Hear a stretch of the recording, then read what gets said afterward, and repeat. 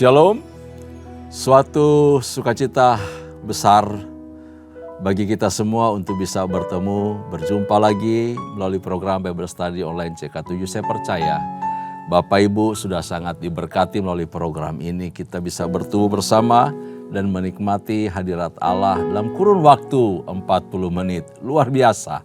Nah, Bapak Ibu salam Tuhan, untuk hari ini kita akan membaca, merenungkan dan belajar bersama-sama dari Mazmur pasal yang ke-97 dengan judul Tuhan adalah Raja. Pasal-pasal sebelumnya juga mengungkapkan tentang topik ini, baik Allah itu sebagai hakim, sebagai Tuhan, sebagai Raja, dan khusus hari ini Allah sebagai Raja sangat-sangat dipertegas. Mazmur ini berbicara mengenai pokok yang sama dengan Mazmur yang kemarin. Mazmur pasal yang ke-96 yang telah kita pelajari bersama-sama. Nadanya juga, iramanya juga dibuat sama bahkan. Kedua Mazmur ini dituliskan dan harus dinyanyikan bagi kemuliaan nama Tuhan, ya, bagi hormat keagungan nama Tuhan.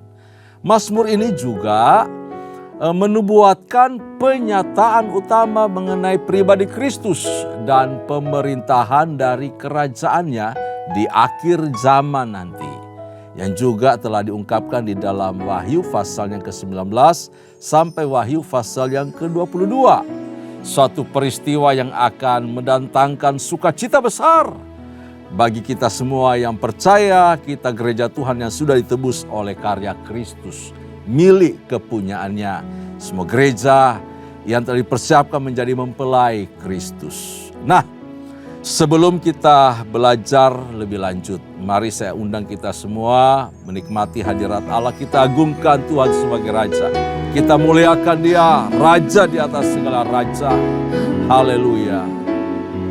Inabaya sandara nabaya sikikira.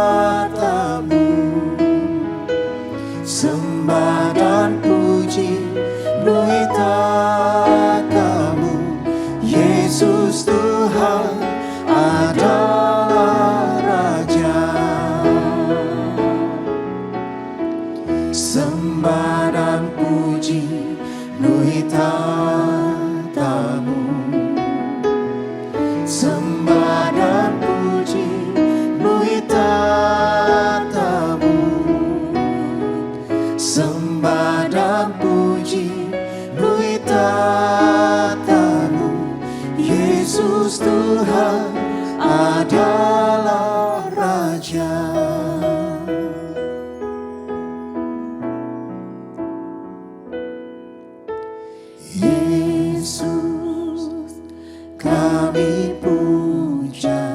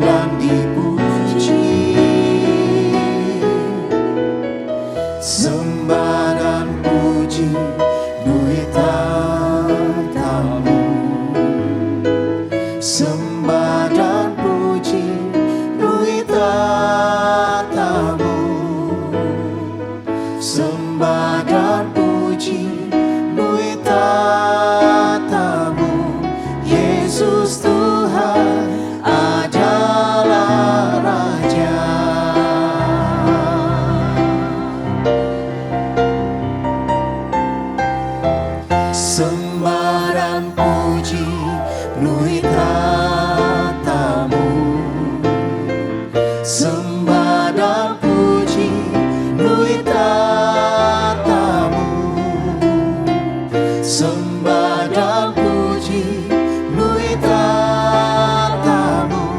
Yesus Tuhan adalah Raja. Sembah dan puji bui tatamu. Sembah dan puji bui tatamu. Sembah dan puji bui tatamu.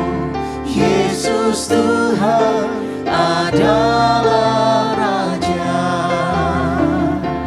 Yesus Tuhan adalah Raja.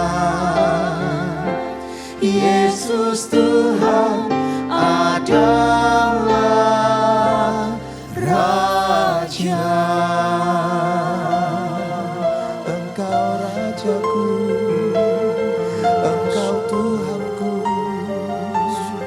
yang layak disembah dan layak dipuji.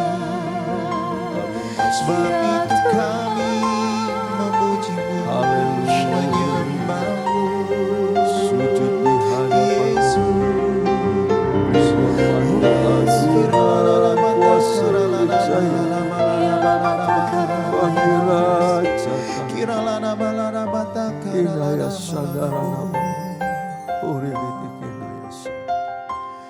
Ku mau memuji-Mu, ku selalu puji-Mu.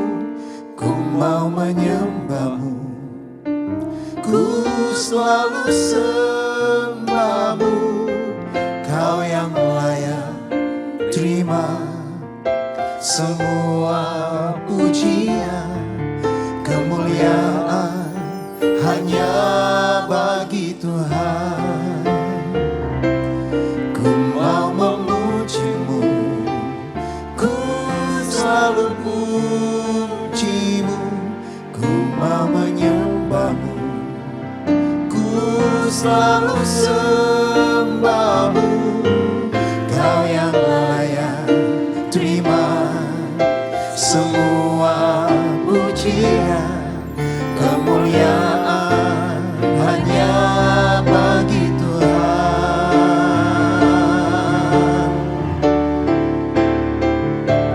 Ku mau memuji-Mu, ku selalu puji-Mu. Ku mau menyembah-Mu, ku selalu sembah-Mu. Kau yang layak terima semua pujian, kemuliaan hanya bagi Tuhan. Ku mau memuji-Mu, ku selalu puji-Mu. Ku mau menyembah-Mu, ku selalu sembah-Mu. Kau yang layak terima semua pujian, kemuliaan hanya bagi Tuhan. Kau yang layak terima semua pujian, kemuliaan hanya bagi Tuhan.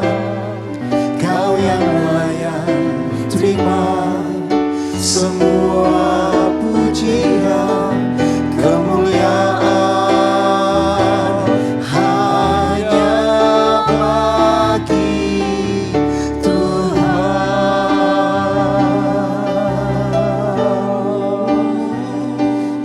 Hanya bagi segala kemuliaan bagi-Mu.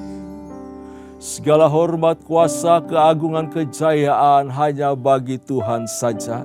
Engkau Raja di atas segala raja. Terima kasih untuk hadir-Mu di tengah-tengah kami. Engkau menjadi pokok penyembahan kami. Terima kasih ya Tuhan. Berkati pelajaran dari Bible Study online CK7 pada hari ini lewat Mazmur pasal 97. Kami mau belajar bersama-sama, kami mau renungkan dan melakukan kebenaran firman-Mu dalam kehidupan kami. Dalam nama Yesus, urapan-Mu dan berkat-Mu turun atas kami semua. Haleluya, haleluya, amin. Puji Tuhan, Bapak Ibu, Mazmur pasal 97 ada di halaman 645 di buku Alkitab saya. Mari kita buka bersama-sama halaman 645 Mazmur 97. Mungkin di buku Alkitab Bapak Ibu di halaman yang berbeda, sedikit saja, lebih kurang atau lebih banyak sedikit. Dengan perikop Tuhan sebagai Raja. Kita akan baca dari ayat pertama sampai ayat yang ke-9 lebih dahulu. Saya akan pandu kita semua membaca bagian ini. Demikian firman Tuhan. Tuhan sebagai Raja. Tuhanlah Raja. Biarlah bumi bersorak-sorak. Biarlah banyak pulau bersukacita. Awan dan kekelaman mengiringi Dia. Keadilan dan hukum adalah tumpuan kakinya. Api menjalar di hadapannya dan menghanguskan para lawan di sekelilingnya. Kilat-kilatnya menyinari bumi, dunia melihatnya dan gemetar. Gunung-gunung luluh seperti lilin di hadapan Tuhan. Di hadapan Tuhan seluruh bumi. Langit memberitakan keadilannya. Segala bangsa melihat kemuliaannya. Semua orang yang beribadah kepada patung akan mendapat malu. Demikian pula yang memegahkan diri atas berhala-berhala. Segala ilah sujud menyembahnya. Sion mendengarnya dan bersukacita. Putri-putri Yehuda bersorak-sorak oleh karena penghakiman-Mu, ya Tuhan. Sebab Engkaulah, ya Tuhan, yang maha tinggi di seluruh bumi. Engkau jauh lebih mulia daripada segala ilah. Nah, Bapak Ibu dalam Tuhan, ayat pertama sampai ayat yang ke-9 sedang menyampaikan atau berbicara mengenai pengokohan kerajaan Kristus atas dunia. Dia lebih hebat dari segala Allah. Dia lebih dahsyat dibandingkan ilah-ilah, sesembahan orang atau pujaan-pujaan orang, pujaan bangsa-bangsa, dewa-dewi bangsa-bangsa. Tuhan, Kristus, Yesus lebih hebat, lebih luar biasa. Jadi ini bicara mengenai pengokohan kerajaan Kristus. Apa yang telah difirmankan di ayat yang ayat 10 ya, di pasal sebelumnya di pasal 96 itu di ayat yang ke-10, katakanlah di antara bangsa-bangsa Tuhanlah Raja. Itu diulangi lagi di pasal ini, di pasal 97 Bapak Ibu saudara Tuhan ya. Dan tema pasal 97, tema pasal 99 juga, dan pasal-pasal sebelumnya sampai pasal 93 itu bicara mengenai Tuhan itu Raja, Tuhan itu Hakim, Tuhan itu pemerintahannya adil. Nah itu Mazmur-Mazmur yang sudah kita pelajari bersama-sama sampai pasal yang ke-99 nanti. Bapak Ibu saudara Tuhan, Tuhan yang menjadikan bumi, Tuhan yang memerintah juga atasnya. Tetapi Dia tidak hanya memerintah duduk saja, ongkang-ongkang kaki berkuasa atas bumi. Allah yang menciptakan, Allah yang memerintah atas bumi juga adalah Allah yang memelihara. Waduh, Dia mengatur tatanan dunia ini luar biasa. Dia mengatur tatanan semesta, alam semesta dengan kuasanya tentu saja. Tetapi juga dengan kasih setianya. Dengan kuasanya bicara mengenai otoritas yang dimiliki. Kuasanya atas alam semesta. Tetapi dengan kasih setianya Dia memelihara, menaungi, memberi ketentraman, penebusan, janji diberikan kepada umat. Itu bicara kasih setia Tuhan. Tuhan Yesus adalah Raja. Amin. Raja kita, Raja gereja, kepala gereja, tapi Raja bumi, Raja semesta, Raja segala Allah. Wah, luar biasa. Segala sesuatu telah diciptakan oleh Dia, bagi Dia, dan untuk kemuliaan bagi namanya. Tidak ada satupun diciptakan tanpa melalui Dia. Atau dengan kata lain, tanpa Dia tidak ada satupun yang ada.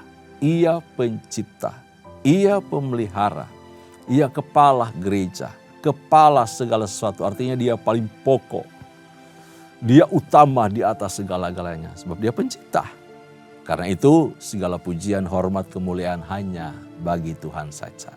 Nah, hebatnya kerajaan Kristus ya, kerajaan Allah ini, itu membuat gentar sebagian orang yang tidak menaruh hormat, tidak respek, tidak takut akan Tuhan.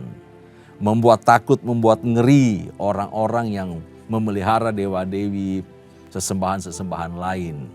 Karena itu di ayat yang pertama sampai yang ke-9 yang kita baca, ada sedikit pengalaman masa lalu dari kehidupan orang Israel. Di sini mengenai bagaimana gunung-gunung, bukit-bukit itu sujud di hadapan Tuhan, luluh di hadapan Dia. Itu konteksnya mengenai bagaimana Allah hadir dan berbicara di tengah-tengah umat Israel di Gunung Sinai. Itu gunung bisa bergetar sedemikian rupa. Suara gemuruh yang sangat dahsyat, alam itu bergelora mendengar suaranya. Dan ketika itu sampai ke bangsa-bangsa mengenai kisah kehidupan orang Israel di padang gurun dan di Gunung Sinai itu, orang-orang di sekeliling negeri Kanaan atau di sekitar Kanaan yang mendengar itu ketakutan. Bapak Ibu pernah dengar cerita Rahab ya, waktu menyaksikan bagaimana pengalaman orang Yeriko itu mendengar kisah mereka, kehidupan orang Israel. Dia ceritakan kepada dua pengintai yang datang ke tempatnya Rahab. Dia cerita, kami telah mendengar perbuatan ajaib Tuhan yang telah menuntun kamu keluar dari Mesir, membelah Laut Tiberau. Kegentaran terjadi di mana-mana. Apalagi suara Tuhan di Gunung Sinai itu. Wow, membuat gentar takut orang-orang fasik. Lawan-lawannya luluh di hadapan Tuhan. Kengerian menghampiri mereka. Kerajaan Kristus atau kerajaan Allah memerintah dengan kebenaran dan keadilan. Itu sebagai dasar tahtanya. Dikasih tahu di ayat yang kedua, awan dan kekelaman mengelilingi Dia, tidak bisa menguasai, cuma ada di sekitarnya saja. Keadilan dan hukum adalah tumpuan tahtanya. Wow. Jadi kalau bicara mengenai adil dan hukum-hukumnya Allah, ini benar-benar dijalankan dengan luar biasa. Tidak ada di hadapan Allah, tidak ada yang namanya adil. Allah itu adil. Allah itu adil dan penuh kebenaran. Jadi ketika Dia menjalankan hukum dan pemerintahannya pasti adil, pasti benar.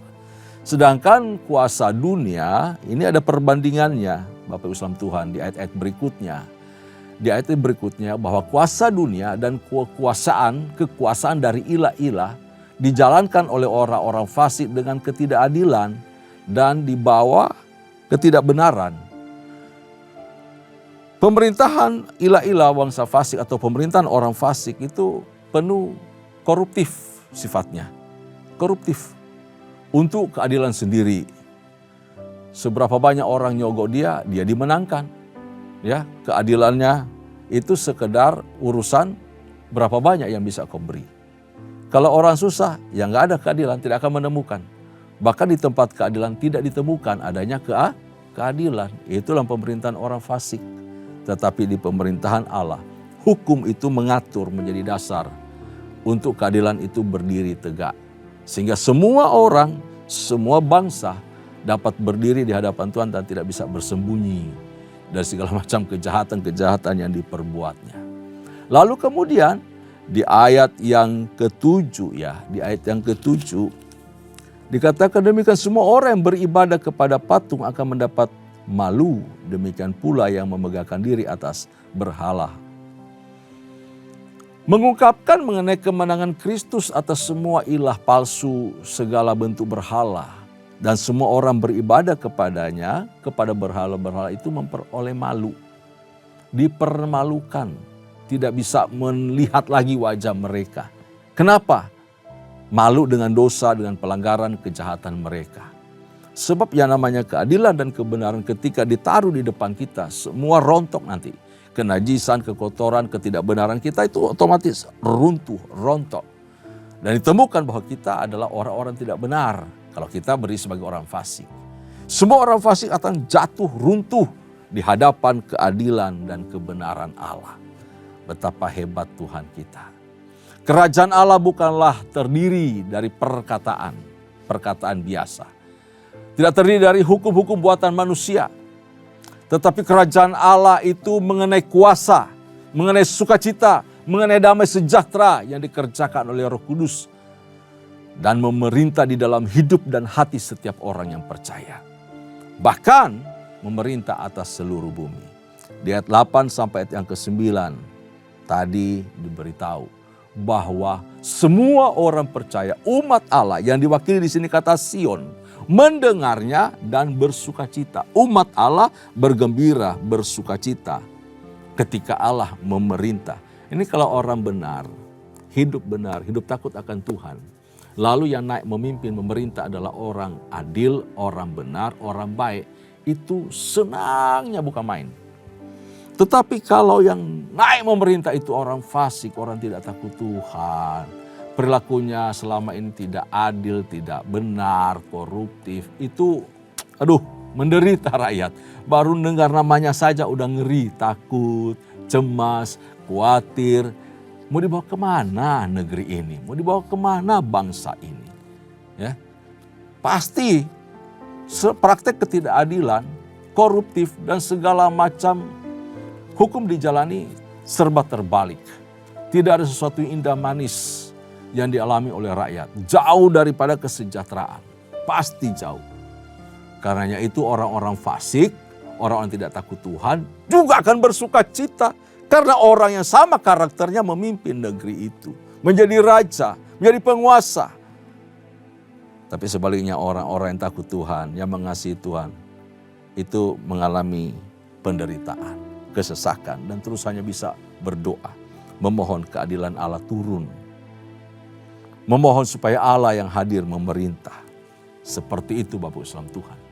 Jadi ketika orang benar, ketika Allah memerintah dengan kebenaran dan keadilannya, maka umatnya bersukacita, bergembira, bersorak-sorai. Kerajaan Allah itu terjadi ketika seluruh kehendaknya, sekali lagi, kerajaan Allah itu terjadi atau berdiri tegak ketika seluruh kehendaknya ditegakkan, dilaksanakan, dijalankan di muka bumi. Kita akan melihat hal itu terjadi. Gereja Tuhan, kalau kerajaan Allah ditegakkan, di gereja Tuhan, di kul, di rumah tangga, jika hukum-hukum Allah, kerajaan Allah, kehendak Allah, firman Allah dijalankan sungguh-sungguh, maka kemuliaan Allah, kerajaan Allah itu akan berdiri tegak. Itu di dalam doa Tuhan Yesus ya. Datanglah kerajaan di bumi seperti di surga. Kita berharap dan kita mau melaksanakan itu. Mulai dari hidup kita yang hidup dalam kebenaran. Mulai dari hidup kita yang mempraktekkan keadilan. Kepala rumah tangga memerintah keluarga dengan benar, dengan adil, dengan baik. Maka rumah tangga kita akan berwarna kerajaan Allah. Kul kita dipimpin dengan baik, dengan adil, dengan benar, dengan kemurahan Allah, dengan kasih setia Allah. Nilai-nilai kerajaan Allah diterapkan di kul. Maka kerajaan Allah itu, pemerintahan Allah sungguh telah hadir, telah ada di tengah-tengah kul. Demikian juga gereja, dimanapun kita berada. Kalau kita membawa warna kerajaan Allah, nilai-nilai kerajaan itu, kehendak Allah kita bawa, seluruh sifat-sifat kerajaan itu, apa saja sih? Kerendahan hati, kemurahan, kesabaran, kebaikan. Ya, semua hal-hal yang indah di dalam khotbah Kristus Yesus di atas bukit di Matius pasal 5. Selalu miskin di hadapan Allah, itu kan sikap hati yang rendah hati. Selalu mengandalkan Tuhan. Nah, nilai-nilai kerajaan Allah itu kalau kita terapkan dalam kehidupan sehari-hari, maka tegaklah kerajaan itu, kehendak Allah itu di dalam kehidupan kita, dimanapun kita berada. Semua orang percaya harus mengalami itu. Dimanapun kita berada harus mengalami itu. Makanya sering-sering buka kalau bicara kehendak Allah, kerajaan Allah, baca Matius pasal 5 sampai pasal yang ke-7. Kita akan menemukan, wow, ini adalah nilai-nilai luhur dari pemerintahan Kristus. Ini namanya kerajaan Allah. Ya, diberkatilah mereka, diberkatilah mereka, diberkatilah mereka. Selalu dimulai dengan kalimat itu. Setiap orang percaya memiliki otoritas rohani, Bapak Islam Tuhan. Kalau kita berbicara mengenai kerajaan dan kehadiran Allah, pemerintahan Allah, akan nyata juga dalam kehidupan umat percaya. Bagaimana setiap orang percaya itu telah diberikan otoritas rohani, masing-masing kita. Ya, diberikan otoritas rohani oleh Allah untuk menegakkan kerajaan Allah. Karena itu kita punya panggilan yang sama. Untuk menegakkan kerajaan Allah di muka bumi. Yohanes pasal 1 ayat 12. Barang siapa percaya kepadanya diangkat menjadi anak-anak Allah.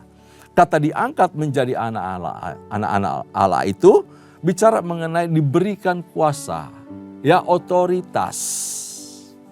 Untuk apa? Menegakkan kerajaan Allah di muka bumi. Allah adalah raja. Kuasanya dinyatakan di atas bumi melalui kehidupan kita. Jadi semua orang percaya, bukan cuma orang tertentu. Semua kita. Ketika kita percaya kepada Kristus diberi kuasa, otoritas, hak, wewenang. Dulu kita pecundang. Dulu kita orang yang pelaku kejahatan. Dulu kita sebagai musuh Allah. Dulu kita nggak pantas, nggak layak disebut sebagai anak Allah. Sekarang kita punya hak di dalam Kristus. Itu namanya otoritas. Diberi wewenang, kuasa oleh Allah untuk kita nyatakan kemuliaannya, kuasanya, pemerintahannya atas dunia ini. Ya. Karena itu dimanapun kita berada, di keluarga, di kul, di gereja, bicara mengenai kerajaan Allah, berarti kita harus menerapkan juga yang namanya baik hukum maupun struktur yang ada di surga, diterapkan dalam kehidupan kita setiap hari, dimanapun kita berada. Karena itu kita umatnya harus menerapkan prinsip-prinsip, nilai-nilai kerajaan Allah, juga kunci kehidupan untuk berkemenangan di dalam kerajaan itu, dalam seluruh aspek kehidupan kita. Ya, Bapak Islam Tuhan, umat kerajaan Allah adalah mereka yang telah dipanggil. Saya dan saudara, kita telah dipilih. Amin. Gereja kita, umat percaya, itu adalah umat yang telah dipisahkan. Kita adalah umat yang telah dibayar dengan harga yang lunas, tidak ada utang, Bapak Islam Tuhan. Karena itu kita punya kuasa untuk hidup berkenan di hadapan Tuhan, untuk menegakkan kerajaan Allah. Kita adalah umat yang hidup di dalam otoritas kerajaan. Jangan menjadi orang Kristen yang kemana-mana takut, kemana-mana gelisah. Mati lampu takut, mati lampu ngeri. Enggak. Ya. Situasi goncang-gancing kita cemas, kita khawatir. Kita tidak hidup dalam kondisi seperti itu. Kita adalah anak-anak kerajaan. Otoritas kuasa Allah ada di tangan kita. Otoritas sebagai yang terlibat, yang aktif untuk menegakkan kerajaan Allah ada di tangan kita. Di mana kita hadir harusnya tempat itu menjadi sumber sukacita, sumber kegirangan. Suasana berubah dari duka menjadi sukacita, dari kecemasan menjadi optimisme. Ada pengharapan. Kenapa? Kita hadir membawa otoritas kerajaan. Yang sakit disembuhkan, ada kuasa kesembuhan di sana. Kuasa mengusir setan, kuasa membuat mujizat, mengerjakan pekerjaan, perbuatan-perbuatan ajaib dari Tuhan. Dan kuasa untuk memberitakan Injil. Itu otoritas kerajaan yang diberikan kepada orang percaya. Karena kita ini diberikan kuasa oleh Tuhan untuk melakukan apa yang bahkan belum pernah Yesus lakukan. Atau lebih besar daripada yang pernah Yesus lakukan waktu di muka bumi ini. Itu diberikan kepada kita. Betapa hebat kuasa Tuhan dan kepercayaan Tuhan berikan itu. Jadi kita tinggal melangkah, kita buka tangan, buka hati, kita ringankan kaki kita untuk pergi dan melakukan sesuatu. Mari kita lanjutkan pembacaan kita dari ayat 10 selanjutnya ya. Ayat 10 sampai ayatnya yang ke-12. Hai orang yang mengasihi Tuhan, bencilah kejahatan. Dia yang memelihara nyawa orang yang dikasihinya akan melepaskan mereka dari tangan orang fasik. Terang sudah terbit bagi orang benar dan sukacita bagi orang yang tulus hati. Bersukacitalah karena Tuhan, hai orang-orang benar, dan pujilah namanya yang kudus. Di bagian kedua, ayat 10 sampai 12 ini merupakan ajakan bagi orang-orang benar untuk bersukacita karena Tuhan. Karena kita mengasihi Tuhan. Nah, alasan bersukacita itu dipaparkan di ayat 10 sampai 12. Apa saja alasan kita bersukacita? Yang pertama, karena orang benar akan mengasihi Tuhan dan benci kejahatan. Itu orang benar. Siapapun kita, kalau kita orang benar, kita benci dosa. Kita pasti benci kejahatan. Tambah hari, tambah cinta Yesus. Tambah hari, tambah benci dosa. Amin. Ya, itu kehidupan orang benar. Yang kedua, karena keselamatan orang benar itu benar-benar terjaga, terpelihara. Tuhan yang mengerjakan keselamatan itu, Dia sanggup memelihara keselamatan di dalam kehidupan kita sampai harinya kelak. Sampai harinya kelak. Dia menolong, melindungi, melingkupi, menyertai kita. Karena itu kuasa diberikan kepada kita untuk bisa hidup benar di dalam Dia. Itu cara Tuhan menjaga kehidupan orang-orang yang telah diselamatkan. Orang-orang yang setia kepada Kristus pasti yakin hidupnya terlindungi, aman di dalam Dia. Sebab Ia sendiri, Allah sendiri, itu memelihara nyawa orang-orang yang dikasihinya. Tuhan melepaskan mereka dari setiap jerat orang fasik, dari setiap keadaan yang sulit, keadaan buruk, bahkan nyawa mereka dilindungi dari bahaya maut, dari dosa dan kebinasaan. Hebatnya Tuhan kita. Yang ketiga, alasan kita untuk bersukacita di dalam Tuhan, karena Dia adalah Raja, adalah karena Tuhan telah menyediakan penghiburan dan memberikan kita sukacita di dalam kemuliaan-Nya. Diberitahu ayat yang ke-11, terang sudah terbit bagi orang benar dan sukacita bagi orang yang tulus hati. Dia ganti setiap kekecewaan, Dia ganti duka cita kita dengan sukacita. Kain kabung telah dilepaskan, ganti kain pesta, penuh kegirangan. Hari lepas hari bukankah Allah menolong menghibur kita? Bukankah Allah selalu hadir menyertai kita? Bahkan di keadaan sulit, sakit yang tidak kunjung sembuh pun, Tuhan memberi kita anugerah, kekuatan, kemampuan untuk menghadapi dan bersyukur atas setiap anugerah-Nya. Oh, luar biasa Tuhan kita, Bapak Islam Tuhan. Dan yang keempat, yang terakhir, alasan kita untuk bersukacita adalah karena Tuhan dan dinyatakan di dalam pujian serta ucapan syukur bagi namanya yang kudus. Kita bisa bersukacita karena Tuhan sendiri. Karena pribadi itu. Pokok pujian kita, pokok penyembahan kita adalah Tuhan sendiri. Pribadi itu, Dia segala-galanya, lebih dari apapun yang kita miliki. Dia segala-galanya. Dan Dia dinyatakan, rasa syukur itu dinyatakan untuk Dia lewat pujian dan ucapan syukur. Dari mulut, dari hati orang-orang umat-Nya yang telah ditebus, yang menjadi milik kepunyaannya. Kalau Bapak Ibu adalah milik kepunyaan Tuhan, kalau Bapak Ibu adalah umat tebusan Kristus, Belajarlah mengucap syukur. Belajarlah terus memuji, mengagungkan, memuliakan Tuhan. Berikan hidupmu sebagai persembahan kudus, persembahan yang hidup, persembahan yang berkenan di hadapan Tuhan. Seluruh aktivitas kita setiap hari harusnya menjadi pujian dan penyembahan kepada Allah. Dimanapun kita berada. Pribadi kita, keluarga kita, kul kita, gereja kita. Mari kita persembahkan untuk Tuhan. Dan hiduplah mengagungkan Dia, memuliakan Dia sebab Dia adalah Raja segala raja. Yang mengatur hidup kita, mengendalikan hidup kita, dan memimpin hidup kita. Dia memerintah atas hati kita. Semua kehendak kita harusnya dikendalikan oleh Kristus. Kehendaknya lah yang harusnya bekerja di dalam kehidupan kita. Bukan mau kita, bukan kehendak kita. Supaya apa? Betul-betul Yesus menjadi Raja.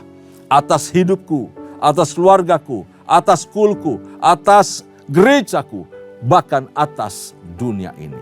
Nama Tuhan dipuji dan dipermuliakan. Amin. Tundukkan kepala, kita mengucap syukur. Kami bersyukur ya Tuhan untuk firman-Mu yang kami pelajari, kami renungkan bersama-sama dari Mazmur 97 ini. Sungguh Engkaulah Raja.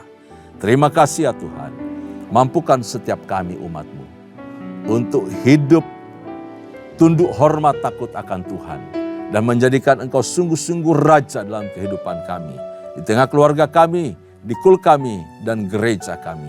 Dan dimanapun kami berada, kami memberitakan nilai-nilai, kami menyatakan kehendak-kehendak dari kerajaan Allah, sehingga sungguh-sungguh kerajaan-Mu ditegakkan di muka bumi ini. Terima kasih ya Tuhan. Terpuji nama-Mu dalam nama Yesus. Kami bersyukur, kami telah berdoa. Kekasih-kekasih Tuhan, arahkan hatimu.